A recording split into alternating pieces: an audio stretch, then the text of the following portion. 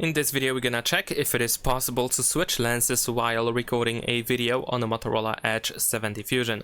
So let's open the camera, and in order to check that we're gonna switch to the video mode and I'm gonna start recording using the 1x zoom. Technically I should be able to use a different zoom, but as you can see here, immediately the ultra-wide angle camera is not supported, so if I start recording I will probably not be able to switch lenses. Yeah, we stay on the same lens. Okay, so full HD 60 frames per second is not possible. I mean, it's not possible to switch lenses while using that. So we're gonna try full HD but 30 frames per second.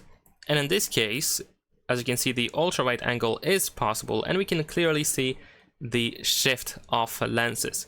If we use 1x or above, then we're gonna use the wide angle, but if we drop down to below 1x, then we switch lenses. So yes, in this case, it is possible. We can also go for the 4K resolution 30 frames per second, and in this case it is also possible.